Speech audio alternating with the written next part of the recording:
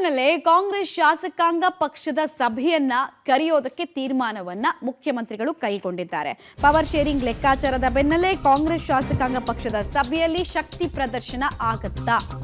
ಮುಖ್ಯಮಂತ್ರಿ ಆಗ್ಬೇಕಂದ್ರೆ ಎರಡು ವಿಚಾರಗಳಾಗಬೇಕು. ಏನದು? ಒಂದು ಶಾಸಕರ ಬೆಂಬಲ, ಇನ್ನೊಂದು ಹೈಕಮಾಂಡ್ನ ಕೃಪಾ ಕಟಾಕ್ಷ.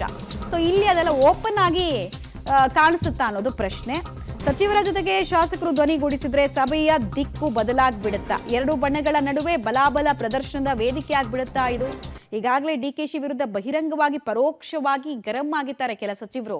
ನಮ್ಮ ಜಿಲ್ಲೆಯ ಚಟುವಟಿಕೆಗಳು ನಮಗೇ ಗೊತ್ತಿಲ್ಲದಂತೆ ಓವರ್ಟೇಕ್ ಮಾಡ್ತಾ ಇದ್ದಾರೆ. ನಿನ್ನೆ ರಾಜಣ್ಣ ಅವ್ರು ಮಾತಾಡಿದ್ದನ್ನ ನೀವು ಕೇಳಿಸ್ಕೊಂಡಿದ್ರೆ ಅವರು ಎಷ್ಟರ ಮಟ್ಟಿಗೆ ಬೇಸರಗೊಂಡಿದ್ದಾರೆ, ಅವರಲ್ಲಿರುವಂತಹ ಆಕ್ರೋಶ ಎಷ್ಟರ ಮಟ್ಟಿಗೆ ಸ್ಫೋಟ ಆಗಿದೆ ಅನ್ನೋದು ಒಂದು ಝಲಕ್ ಅಷ್ಟೇ. ಅವರು ಓಪನ್ ಆಗಿ ಮಾತಾಡಿದ್ದಾರೆ. ಓಪನ್ ಆಗಿ ಕ್ಯಾಮ್ರಾ ಮುಂದೆ ಮಾತಾಡದೆ ಇದ್ದು ಒಳಗೊಳಗೆ ಕುದಿತಾ ಇರುವಂತಹ ಸಚಿವರ ಸಂಖ್ಯೆ ಡಿ ಕೆ ಶಿವಕುಮಾರ್ ಅವರ ಕಾರ್ಯವೈಖರಿಗೆ ಸಂಬಂಧಪಟ್ಟಂತೆ ಬಹಳ ದೊಡ್ಡದಿದೆ.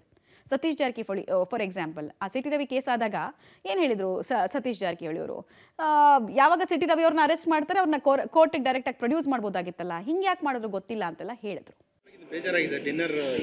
ಅವ್ರಿಗೆ ಕೇಳಬೇಕು ಏನು ಬೇಜಾರಾಗಕ್ಕೆ ಏನು ಅವ್ರ ಆಸ್ತಿನ ಬರ್ಸ್ಕೊಂಡವ್ರ ಯಾರನ. ಈಗ ಒಂದು SC STಗಳದ್ದು ಈಗ ಪ್ರೀ ಯೂನಿವರ್ಸಿಟಿ ಮಕ್ಕಳುಗಳಿಗೆ ಮತ್ತು ಯಾರು ಮ್ಯಾನೇಜ್ಮೆಂಟ್ ಕೋಟಾದಲ್ಲಿ ಅಡ್ಮಿಷನ್ ಮಾಡ್ಕೊಳ್ತಾರೆ SC ST ಹುಡುಗರುಗಳು, ಅವ್ರ ಸ್ಕಾಲರ್ಶಿಪ್ಪೇ ಇಲ್ಲ, ಅವ್ರಿಗೆ ಹಾಸ್ಟೆಲ್ಲು ಕೊಡ್ತಾ ಇಲ್ಲ ಅವ್ರಿಗೆ. ಮತ್ತು ಇಂಥ ಸಮಸ್ಯೆಗಳನ್ನ ನಾವೆಲ್ಲ ಚರ್ಚೆ ಮಾಡೋಕ್ಕೆ ಅಂತ ಮೀಟಿಂಗ್ ಕರೆದ್ರೆ ಇವ್ರು ನೀವು ಮಾಡಬೇಡಿ ಅಂತ ಅಂದರೆ ಏನು ಇವರೆಲ್ಲ SC ST ವಿರೋಧಿಗಳ ಇವರೆಲ್ಲ?